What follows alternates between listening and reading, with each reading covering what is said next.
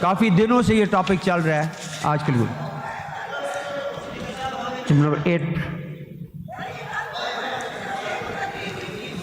یہ آج آدھے میں ہی رہ جائے گا, وہ پھر کوئی نہ کوئی مستی ہو جائے گی, یہ میں بتا دوں. آپ کر لیں بابا صاحب.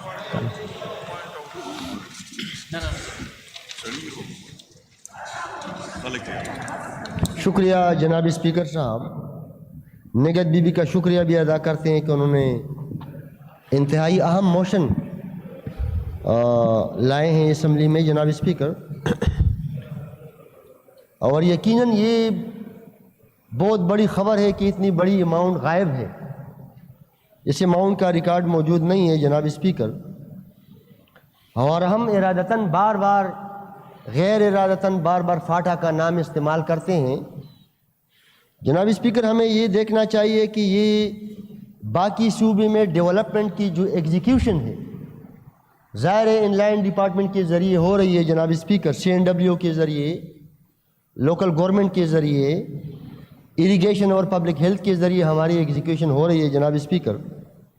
مرج ایریا میں ہماری بدقسمتی ہے کہ انضمام سے پہلے بھی اور انضمام کے بعد بھی ایگزیکیوشن کے لیے کہ ہم اسی صوبے میں دیکھتے ہیں اخبارات میں کہ آج ایک کمیٹی بنی ہے جس میں سیکیورٹی فورس کا کوئی اعلیٰ ترین بندہ جو ہے وہ ہیڈ کرتا ہے اس کمیٹی کو, اور جو منتخب نمائندے ہوتے ہیں ان کو معلوم ہی نہیں کہ سالانہ ترقیاتی پروگرام میں کون کون سے پروجیکٹس ریفلیکٹ ہیں اور ان پروجیکٹس کی جو ایگزیکیوشن ہے وہ کن ذرائع سے ہو رہی ہے جناب اسپیکر. یہ بہت بڑا المیہ ہے.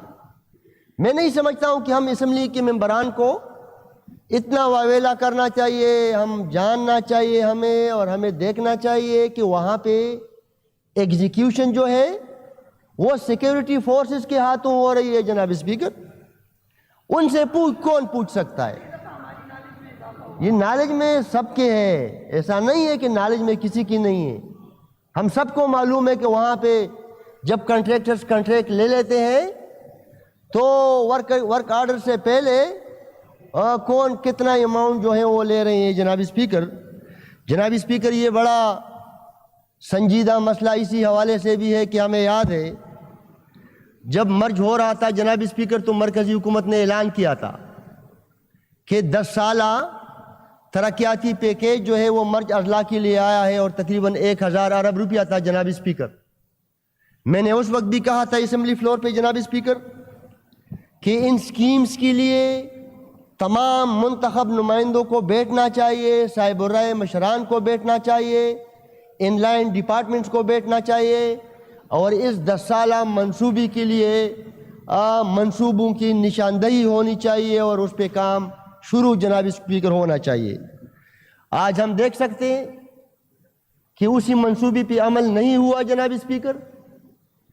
ہمیں اپنی صوبے سے جو فنڈز دے رہے ہیں جناب اسپیکر اس کی جانچ پڑتال ہونی چاہیے.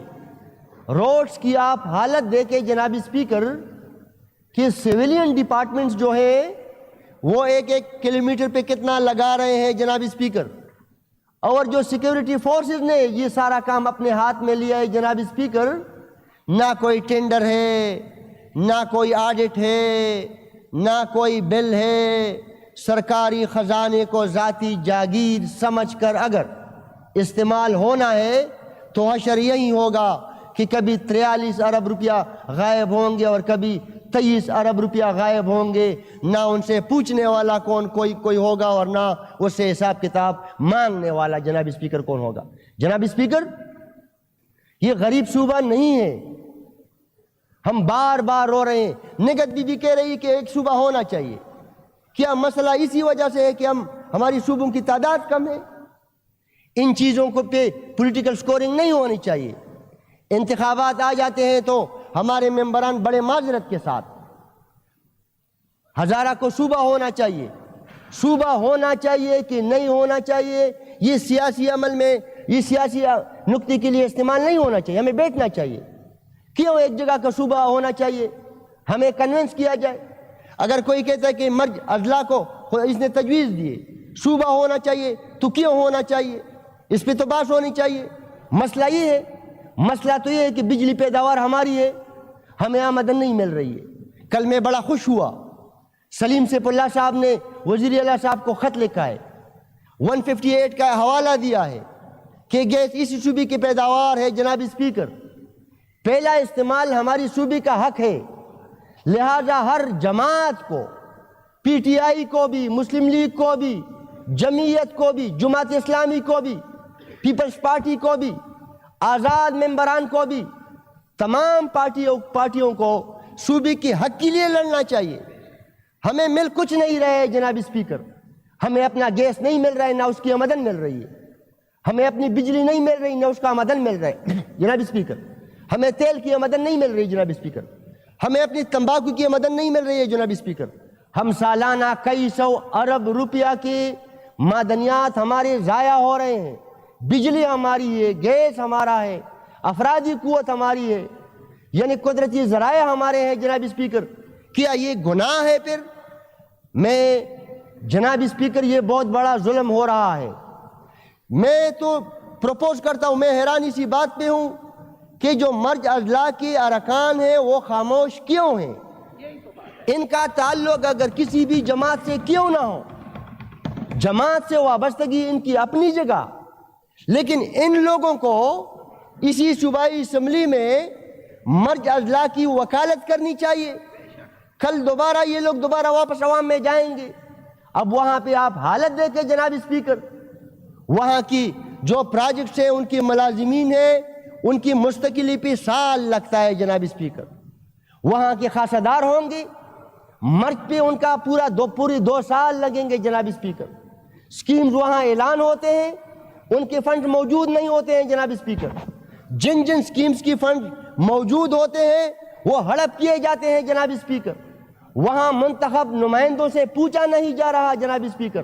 نثار محمد کو آپ دیکھ رہے ہیں جناب اسپیکر، روزانہ ادھر بیٹھے ہوئے ہوتے ہیں جناب اسپیکر، بعض لوگ اس کا مذاق بھی اڑاتے ہیں، لیکن وہ منتخب ممبر ہے، وہ اپنے علاقے کے لیے ہر ایک پرامن احتجاج کا راستہ اور ہر ممبر کو اختیار کرنا چاہیے جناب اسپیکر۔ اس ظلم کو جناب اسپیکر بند ہونا چاہیے۔ یہ پختونخوا صوبہ ہے، پاکستان کا صوبہ ہے، ہمارا مطالبہ یہی ہے کہ پاکستان کو، ریاست پاکستان کو آئین پہ چلایا جائے، آئین میں درج پختونخوا کے جو حقوق ہیں اس سے ہٹ کے یا اس سے نیچے ہم نہیں مانگ رہے ہیں جناب اسپیکر، اپنا حق مانگ رہے ہیں جناب اسپیکر۔ لہٰذا اسی حق کے لیے صوبائی اسمبلی کو متحد ہونا پڑے گا، خواہ کسی کا ہاتھ میں کوئی بھی جھنڈا ہو، کسی کی سر پہ کوئی بھی جناب اسپیکر ٹوپی ہو، لیکن ہم اسی صوبے کے وکیل ہیں، یہ وکالت کا بہت بڑا مرکز ہے، ہمیں اپنی صوبے کی وکالت لڑنی چاہیے، وکالت کرنی چاہیے جناب اسپیکر، اور متفقہ جناب اسپیکر۔ جناب اسپیکر میں اشارت کرتا ہوں جناب اسپیکر، حکومت کی جو ذمہ داری ہے وہ یہ ہے کہ وہ مرکزی حکومت سے پوچھے۔ اس سے پہلے تو ہمیں گلے رہتے تھے، اسی صوبے میں ایک پارٹی کی حکومت ہوتی تھی، مرکز میں دوسری پارٹی کی حکومت ہوتی تھی۔ ہم 18ویں آئینی ترمیم لائے ہیں، اسی صوبائی اسمبلی سے اسی آئینی ترامیم پہ حملے ہو رہے ہیں جناب اسپیکر۔ میں پوچھ سکتا ہوں کہ کیا ان ممبران کو معلوم ہے کہ 18ویں ترمیم پاکستان کی مضبوطی کی ضامن ہے؟ پاکستان 18ویں ترمیم صوبائی خود مختاری کی ضامن ہے۔ جب تک ہم پاکستان میں صوبوں کو اپنے آئینی حقوق نہیں دیں گے، پاکستان بدنام بھی ہوگا، پاکستان کمزور بھی ہوگا۔ 73 سال کے بعد بھی عوام آٹے کے لیے قطاروں میں کھڑے ہوں گے، 73 سال کے بعد بھی عام آدمی بجلی کا بل ادا نہیں کر پائے گا، 73 سال کے بعد بھی لوگوں کو سر چپاری کی جگہ نہیں ملے گی، روزگار کے لیے در در کی ٹوکریں ماریں گے جناب اسپیکر۔ یہ پولیٹیکل جناب اسپیکر، جب ہم اپنی صوبے کی وکالت کی بات کرتے ہیں تو ہمارے باتوں کو معیوب سمجھا جاتا ہے بابک صاحب، ہم پہ الزام لگایا جاتا ہے جناب اسپیکر۔ لیکن میں بڑے معذرت کے ساتھ، ہمارا 1 سال باقی ہے، ہم بڑے فراغ دلی کے ساتھ اسی صوبے کی وکالت کی خاطر، غریب عوام کی خاطر جناب اسپیکر، ان سردیوں میں آپ دیکھیں غریب لوگوں کی جھونپڑیاں، ان میں بارش ٹپکتی ہے جناب اسپیکر۔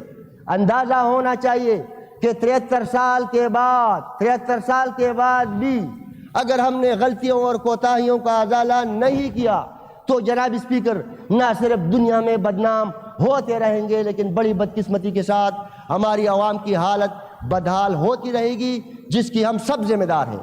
ہم اگر اپوزیشن میں ہیں تو بھی ہم اپنے آپ کو ذمہ دار سمجھتے ہیں۔ ہم ادھر آ کی اسمبلیوں میں اگر صوبے کی وکالت نہیں کر سکتے تو ہم پھر ادھر کیا کرتے ہیں؟ ہم اپنی عوام کی وکالت اگر نہیں کر پائیں گے تو ہمارا کام یہاں پہ جناب اسپیکر کیا ہے؟ لہذا یہ پولیٹیکل ایشو ضرور ہے، پولیٹیکلی ہمیں تباہ کیا جا رہا ہے۔ کیا اپنا حق مانگنا پاکستان کی کمزوری کا سبب بنے گا جناب اسپیکر؟ کیا آئین پہ عمل پیرا ہونے کی بات کرنا کیا پاکستان کی بدنامی کا سبب جناب اسپیکر بنے گا؟ مزید یہ نعرے نہیں چلیں گے۔ ہم اپنی صوبے کی عوام کی وکالت کی خاطر آئین اور پارلیمان کے دائرے کے اندر رہتے ہوئے ہر وہ راستہ اختیار کریں گے جس راستے سے ہماری صوبے کے عوام کے حقوق وہ حقیقی بنیں گے انشاءاللہ۔ جناب اسپیکر، مجھے آپ سے بھی ریکویسٹ ہے کہ آپ رولنگ دے دیں جناب اسپیکر۔ اپوزیشن کو حکومت نے دیوار سے لگا دیا ہے، ادھر ایک دشمنی پیدا کر دی ہے۔ ہمارے ساتھ دشمنی کس بات پہ جناب اسپیکر؟ میں تیسری دفعہ منتخب ممبر ہوں جناب اسپیکر اپنے علاقے کا۔ یہ اپوزیشن کے ارکان کے علاقوں میں لوگ اپوزیشن ارکان کو گالیاں دیتے ہیں۔ یہ حکومت اگر حق پہ ہے تو ساری صوبے کو بتائے کہ ہماری کون سی کمزوری ہے، کہ ہماری کمزوریوں کی وجہ سے ہمارے علاقوں کو دیوار سے لگایا جا رہا ہے جناب اسپیکر۔ یہ اس کے نتائج جناب اسپیکر خطرناک ہوتے ہیں۔ میں نے بلدیاتی الیکشن کے فوراً بعد بھی کہا تھا کہ یہاں پہ آپ رزلٹ دے کے 2018 میں 90% ووٹ جو تھے وہ پی ٹی آئی کی جھولی میں پڑے تھے۔ اب 19 دسمبر کو آپ دیکھیں جناب اسپیکر کہ 80% ووٹ جو ہے وہ بغیر کسی فنڈ یوٹیلائزیشن کے آ کے اپوزیشن کی جھولیوں میں جناب اسپیکر پڑے ہیں۔ تو ہم سیاسی لوگ ہیں، ہمیں سیاسی رویے اختیار کرنے چاہیے، ہمیں سیاسی طریقے اختیار کرنے چاہیے۔ اگر ہم واقعی ہم نے اسی فلور پہ پاکستان کی وفاداری کا حلف اٹھایا ہو، ریاستی پاکستان کی وفاداری کا حلف ہم نے اٹھایا ہو، تو پھر ہم نے تنگ نظری کو چھوڑنا ہوگا، ہم نے سیاسی منافرت کو جناب اسپیکر چھوڑنا ہوگا۔ ہم نے ریاست پاکستان کے خاطر اور ریاست پاکستان کی عوام کی خاطر اپنے فیصلے کرنے ہیں جناب اسپیکر، تاکہ یہ ملک مضبوط بھی ہو اور یہ ملک نیکنام بھی ہو اور عوام جو ہے جناب اسپیکر وہ سکھ کا سانس بھی جناب اسپیکر لے سکے۔ شکریہ آپ۔ Thank you very much. Kamran Bange صاحب، کنکلوڈ پلیز۔